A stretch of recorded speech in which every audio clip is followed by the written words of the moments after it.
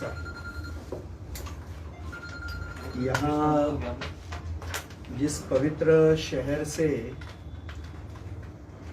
पूजनीय डॉक्टर हेडगेवार जी के माध्यम से संघ गंगा प्रारंभ हुई और जहाँ से दीक्षा भूमि से पूजनीय डॉक्टर बाबा साहेब आम्बेडकर जी ने समरसता की गंगा बहाई, ऐसे शहर में आज श्री राम जन्मभूमि के लिए कुछ बात करने के लिए मैं आपके सामने आया हूँ। श्री राम जन्मभूमि का यह जो मंदिर है, यह निश्चित रूप से राष्ट्रीय स्वाभिमान और सामाजिक समरसता का, राष्ट्रीय एकात्मता का एक ज्वाज्वल्य तेजस्वी प्रतीक करके खड़ा हो रहा है। हम देखेंगे कि भगवान श्री राम जी के जीवन में माता अहल्या का उद्धार है, या निषाद राज और शबरी माता के साथ में उन्होंने जो स्नेह और मित्रता का व्यवहार किया, ऐसे अनेक प्रसंग आते हैं। और मर्यादा पुरुषोत्तम भगवान यह अपने जीवन से यह जो एक एकात्मता का, राष्ट्रीय एकात्मता का जो परिचय देते, सामाजिक समरसता का, वो एक अद्वितीय है। हम जानते हैं कि भगवान श्री राम जी हमारे लिए राष्ट्र पुरुष करके खड़े हैं, और इसलिए यह जो 5 अगस्त का यह जो कार्यक्रम भगवान के मंदिर के निर्माण के निमित्त पूजन का प्रारंभ हो रहा है, इसमें देश भर से यह प्रयास किया है कि हजारों स्थानों से पवित्र स्थानों की, तीर्थों की मिट्टी और पवित्र नदियों का जल आ जाए। जैसे कि हम सब लोग जानते हैं, आप ही लोगों ने यहाँ से बताया है कि संघ के मोहिते शाखा की पवित्र मिट्टी यहाँ से गई है। काचारगढ़ गोंदिया के निकट है, अपने गोंड समाज का बहुत बड़ा वह तीर्थ क्षेत्र है। हम देखेंगे कि राम रेखा धाम है झारखंड में, जहां उरांव मुंडा समाज के बहुत बड़ा यह तीर्थ क्षेत्र है। अत्यंत प्रसिद्ध ऐसे स्वतंत्रता सेनानी टाटिया भील, इनकी जो मध्य प्रदेश की समाधि स्थल है, वहां की मिट्टी है। या हरमंदिर साहब है अमृतसर के, वहां की पवित्र मिट्टी है। महू में पूजनीय डॉक्टर बाबा साहेब आम्बेडकर जी की जन्मस्थली है, वहां की मिट्टी है। तो ऐसे देश भर से हम देखेंगे तो संत रविदास जी का काशी का मंदिर है, वहां की मिट्टी है। या जहां सीता माँ ने वास किया, ऐसा सीतामढ़ी नाम का स्थान उत्तर प्रदेश में, जहां महर्षि वाल्मीकि का स्थान है। तो ऐसे हजारों स्थान देश भर के कि जो हमारी परंपरा, हमारी संस्कृति, अपना धर्म विचार इसको इंगित करते हैं, ऐसे सभी स्थानों की पवित्र मिट्टी, पवित्र तीर्थस्थलों का, नदियों का जल, ऐसा इस कार्यक्रम में इसका उपयोग, इसकी सहभागिता होने वाली है। और इसलिए हम देखते हैं कि हिंदू समाज ने जो सैकड़ों वर्षों से संघर्ष किया है, तो यही एकात्मता के भाव से जो 76 लड़ाइयां हुई है, उसमें भी हम देखेंगे कि जैसे कि गुरु गोविंद सिंह जी के आदेश के ऊपर 100 निहंग वहां पर लड़ने के लिए आए थे। तीनों सिखों के पूजनीय गुरु, गुरु नानक जी, गुरु तेग बहादुर जी और स्वयं गुरु गोविंद सिंह जी, इनका संबंध राम जन्मभूमि के साथ में रहा है। और यह तीर्थ क्षेत्र है, पूर्ण देश की यहाँ पर निष्ठा है, समाज के हर वर्ग की निष्ठा है, और उसी का प्रतीक करके यह मंदिर अभी बनने जा रहा है।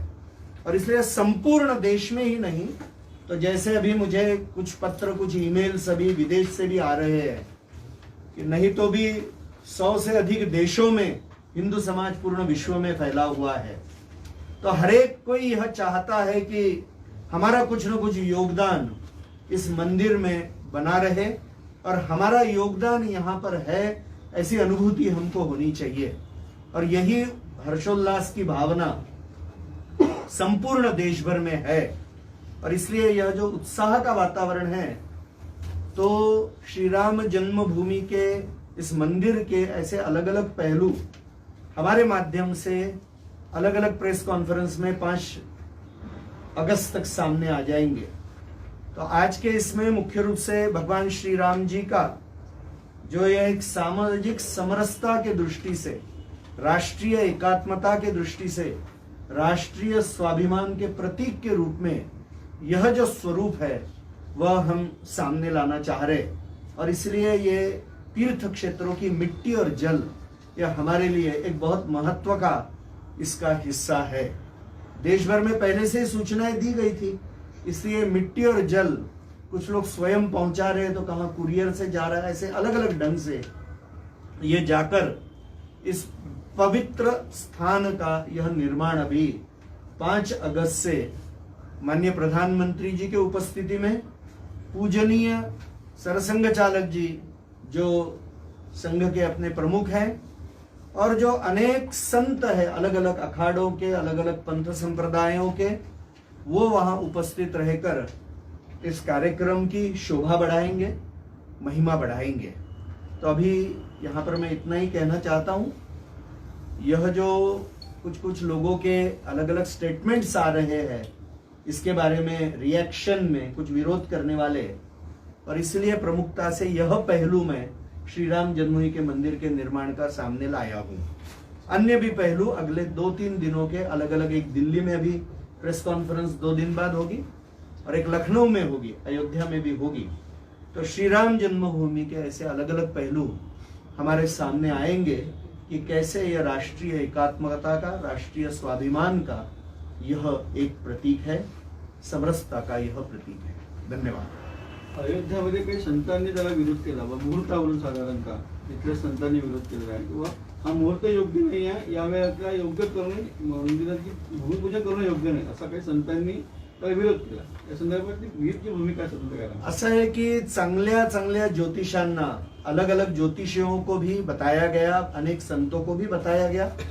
तो मतांतर तो शायद हो सकते हैं, मगर बहुत श्रेष्ठ लोगों ने भी इसको देखकर कहा है कि यह योग्य मुहूर्त है और इसमें यह पूजा विधान होगा। इतना हमारे लिए भी पर्याप्त है।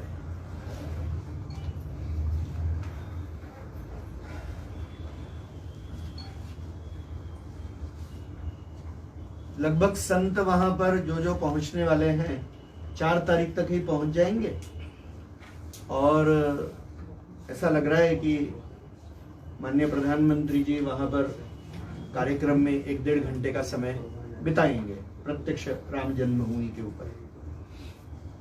प्रत्यक्ष कार्यक्रम के डिटेल और सामने बाद में आएंगे। हाँ, पूजनीय सरसंघ चालक जी भी वहां आएंगे। कितने लोगों को इनविटेशन दिया गया है, ऐसा कुछ जानकारी? वह तो प्रेरोगेटिव वह श्री राम जन्मभूमि तीर्थ क्षेत्र न्यास को है।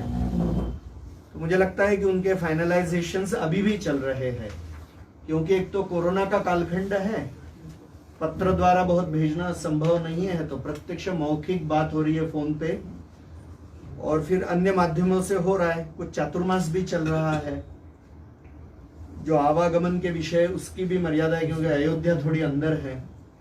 तो फाइनलाइजेशन मेरे ख्याल से 1-2 दिनों में वो स्वयं अपना स्टेटमेंट देंगे, और श्री राम जन्मभूमि तीर्थ क्षेत्र न्यास ने ही स्टेटमेंट देना उचित रहेगा इसके बारे में। मगर मुझे लगता है कि 150-200 के लगभग संत और महानुभाव पूर्ण देश भर से इसमें सहभागी होंगे, और जो किन्हीं कारणों से, कोई आयु के कारण से, कोई अन्य कठिनाई के कारण से यदि नहीं पहुंच पा रहे, तो उनके संदेश इस कार्यक्रम के लिए आएंगे। यह बड़ी विचित्र कालखंड है ये। यदि यह परिस्थितियां नहीं रहती थी तो लाखों लोग इस कार्यक्रम में वहां उपस्थित रहते थे। अभी करोड़ों लोग टीवी और सारे माध्यम से इसमें सहभागी होंगे। हमने आह्वान किया है कि सुबह 10:30 बजे से पूर्ण देश भर में, लाखों गांवों में और विदेश में भी जहां जहां हिंदू रहता है वहां पर सुबह 10:30 बजे से उन्होंने भजन, पूजन, कीर्तन, अयोध्या की तरफ मुंह करके पुष्प वर्षा ये करनी चाहिए। और जब रात हो जाएगी तो अपने घरों में और मंदिरों में उन्होंने दिवाली जैसा पूर्ण दीप जलाकर आनंद मनाना चाहिए। और इस मंदिर, क्योंकि समाज को बनाना है, समाज के धन से इसको बनाना है, तो उसके निमित्त कुछ न कुछ दान का संकल्प वो करे। ये दोनों बातों का आह्वान हमने किया है और जिस तरह का प्रतिसाद पूर्ण देश भर से आ रहा है, तो बहुत एक जबरदस्त अविस्मरणीय ऐसा ये कार्यक्रम अपने दृष्टि से, हिंदू समाज के, देश के दृष्टि से होगा। और मुझे लगता है जो राष्ट्रीय विचार के जो सारे लोग हैं उनका आनंद ही इसमें होगा। सर, एक प्रवीण भाई टोगड़िया की ओर से एक बयान आया है, तो उनका कहना है कि उन्होंने काफी इसमें सहयोग था उनका, काफी आंदोलन बढ़ चढ़ के इस तरह, फिर भी उन्हें नहीं बुलाया गया है।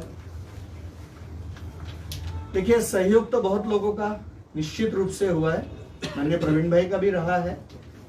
किसको बुलाना नहीं बुलाना है तो श्री राम जन्मभूमि तीर्थ क्षेत्र न्यास से ही तय कर रही है।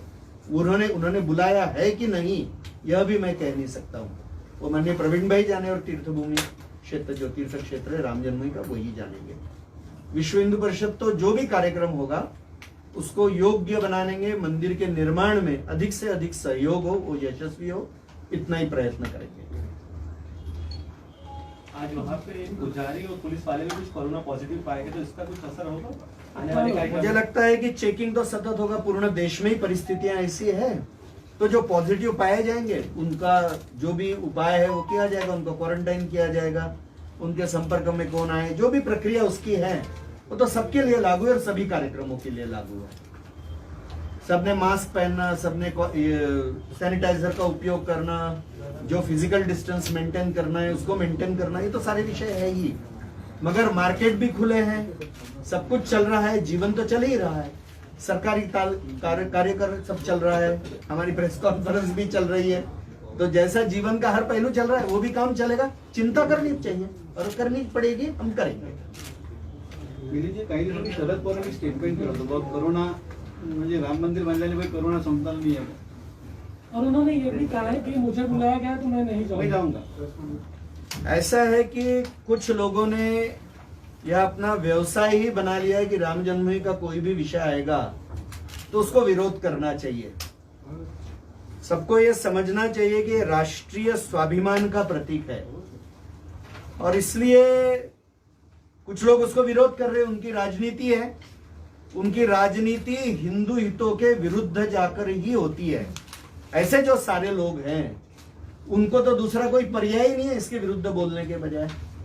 मगर उसके बाद भी ये भूल रहे हैं कि माननीय सुप्रीम कोर्ट ने इसके बारे में निर्णय दिया है। तो जिन्होंने संविधान की शपथ ली है, ऐसे सारे लोगों को माननीय सुप्रीम कोर्ट के निर्णय का उसको मानना चाहिए। कुछ लोगों ने PIL भी फाइल की थी इस कार्यक्रम के बारे में सुप्रीम कोर्ट में, वो भी उड़ा दी गई है, उसको भी निरस्त कर दिया है। तो सुप्रीम कोर्ट ने अपना मत बताया है। तो जब अपने कानून के हाईएस्ट व्यवस्था को ये स्वीकार नहीं रहे तो इनकी मानसिकता ध्यान में आ रही है। और हमारा तो मानना है कि ये बहुत अच्छा कार्यक्रम है, होना ही चाहिए, क्योंकि हम मानते हैं कि जिसमें हिंदू हित है उसमें राष्ट्र हित है। तो हिंदू स्वाभिमान का विषय ये किसके एंटी नहीं है, मगर ये हिंदू हित का विषय, बहुत अच्छा विषय है, राष्ट्र के लिए, देश के लिए, समाज के लिए। कुठेतरी मुसलमानांच्या संदर्भात म्हणजे त्यांचं खुश करण्यासाठी किंवा हिंदूंना या पातळी राजकीय पातळीवर स्टेटमेंट केलं असं मला वाटत नाही। तेच तर मी म्हणतोय कि जो हिंदू हित के विरुद्ध है, जिनकी राजनीति हिंदू हित के विरुद्ध जाकर ही चलती है, वो लोग इसके विरुद्ध स्टेटमेंट दे रहे हैं। किसी भी व्यक्ति को जो भारतीय, जो राष्ट्रीय है इस विचार का, उसको इसमें आनंद ही होना चाहिए कि जिसके लिए हिंदू समाज ने सैकड़ों वर्ष संघर्ष करते हुए इतना बलिदान दिया है, उसकी शुभ घड़ी आई है, उसको तो उन्होंने अच्छा ही कहना चाहिए। ऐसे प्रसंग एक ही बार आते हैं, इसलिए उसमें विघ्न बनकर नहीं खड़ा कर रहना चाहिए किसी ने। ऐसे अवसरों को धूमिल नहीं करना चाहिए किसी ते विघ्न आणत असं वाटतं तुम्हाला? नहीं, ऐसा जब एक ताकतवान व्यक्ति जब उसके विरुद्ध स्टेटमेंट देता है तो हेतुपूर्वक ही दे रहा है। वो इसमें विघ्न खड़ा करे, इसमें कोई ना कोई अड़ंगा डाले, नहीं तो शांत रहते या इसको मदद करते। दोनों बातें सोचनी ही पड़ेगी।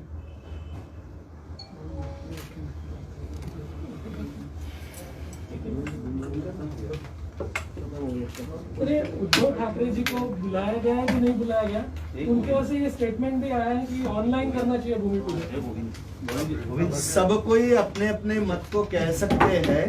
कार्यक्रम घोषित है और होने वाला है। कोई कुछ भी कहे।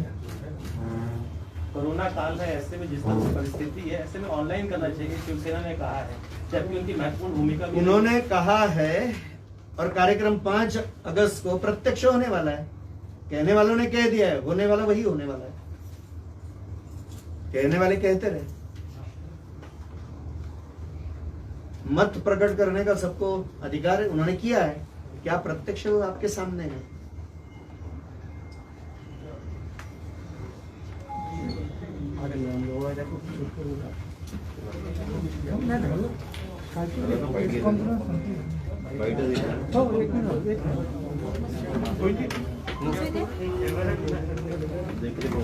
थोड़ा मोठा टेबल ठेवायला पाहिजे होता.